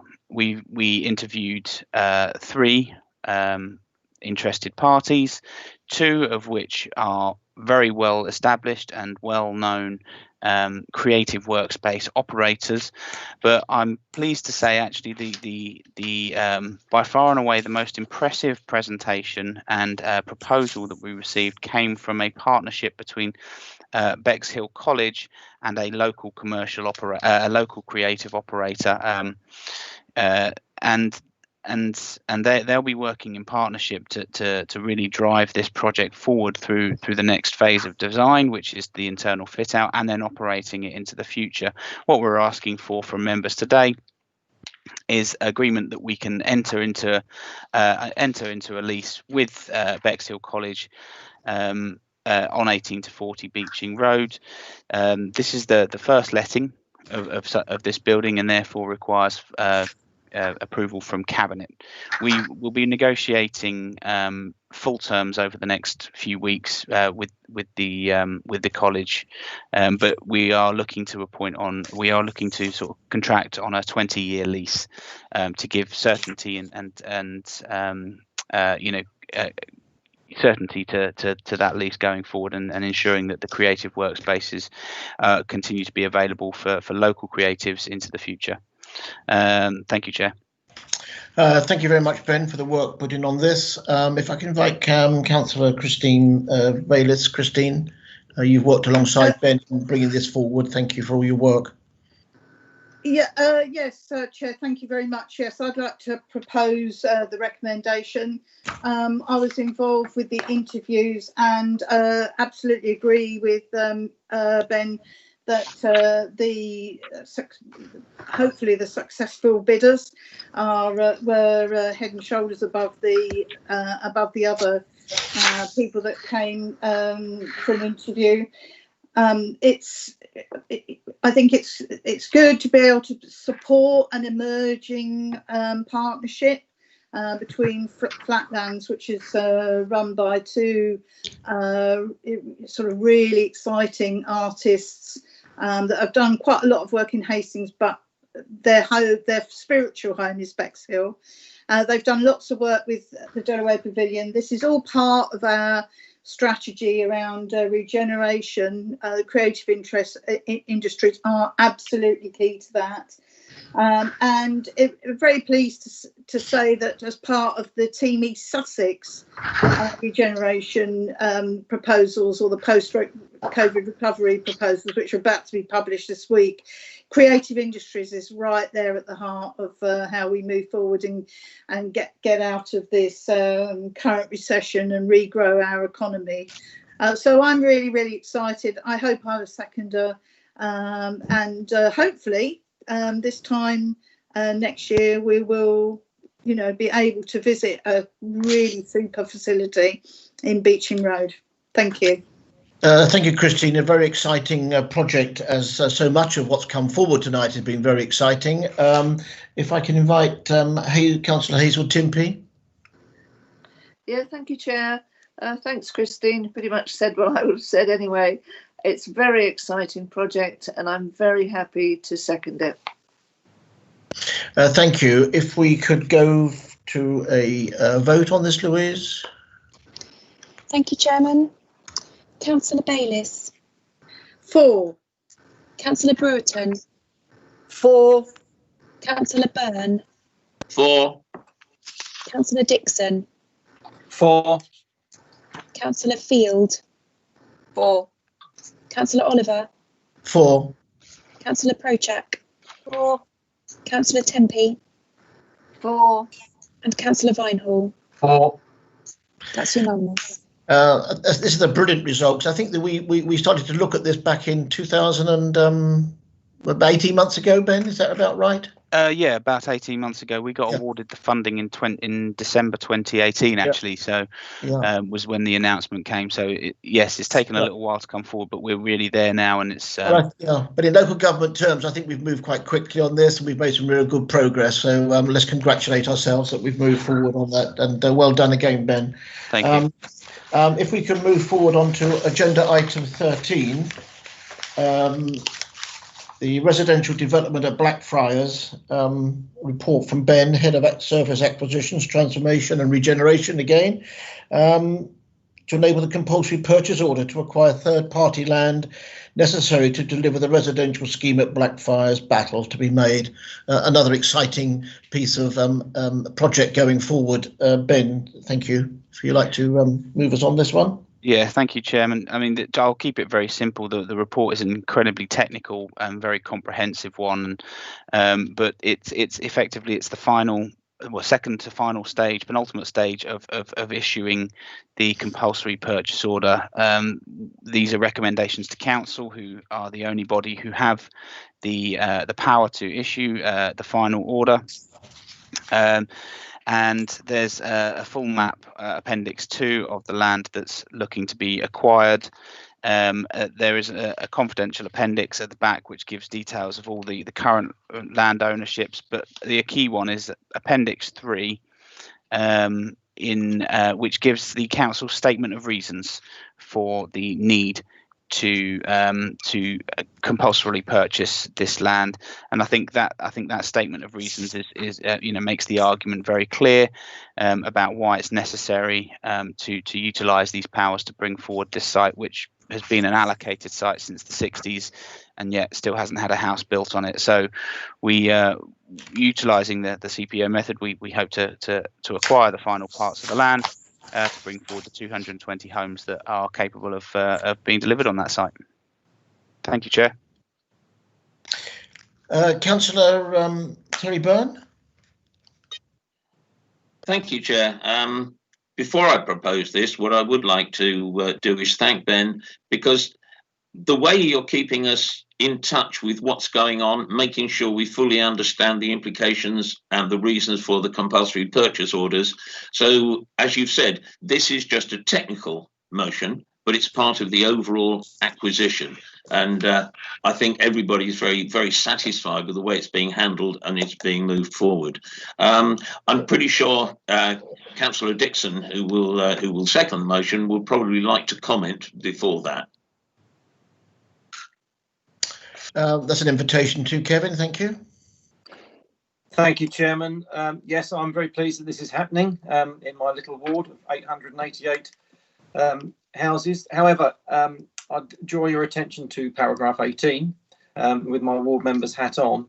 I'm not sure that a webinar is the way forward necessarily on this. I think we need to do a bit more. So can I request, again, I don't want to change any resolutions. Can I request that maybe myself and Ben and my fellow Battle members have a little meeting maybe in the next few days to discuss how we can actually sell this to the public in as many ways as possible. I'm sure this will be reported in the papers and in other social media channels shortly, and I don't want my residents to get worried about anything that they may think is happening, which of course will be totally unfounded. So maybe we can do that. But apart from that, I'm very happy to second the resolution. Thank you, Kevin. And I think you can take that on board, Ben, that we can make sure that our communications are spot on with this. It's so important.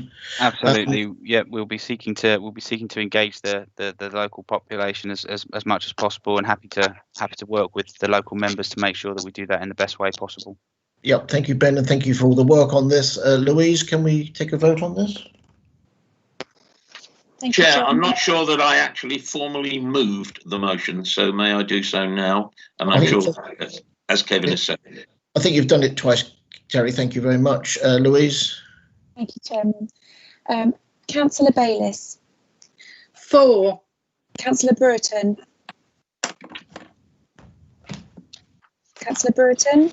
4. Councillor Byrne? Just the once, 4. Councillor Dixon? 4. Councillor Field? 4. Councillor Oliver? 4. Councillor Prochak? 4. Councillor Tempe. 4. And Councillor Vinehall. 4. And that's unanimous. Excellent. There are agenda item 15 and 16 in confidential. Am I right in all members have got access to this information, Louise? Yes, Chairman, they have, yeah. Yeah, so unless there's any desire to go into confidential session on this, does anyone want to discuss this or ask any questions of Ben? No. No? If that's the case, I think we're almost at the point of completing this evening's cabinet meeting. I don't think I've missed anything else. I think there's a comment that's come forward to me. Has any cabinet in any one meeting achieved so much progress? I think it's been a significant evening of progress this evening on so many fronts, and it's all really good news stuff in here. I know that the car park, we've had to work a little bit more on that one, but thank you, everybody. Thank you for officers. Thank you, Ben, for bringing everything forward in such a professional way. And I think we can close the meeting, if that's okay with you, Louise. Yes, if that's all the business concluded. Business concluded. Thank you, everyone. And at 8:35, we conclude the meeting. Thank you, Chairman. Good night.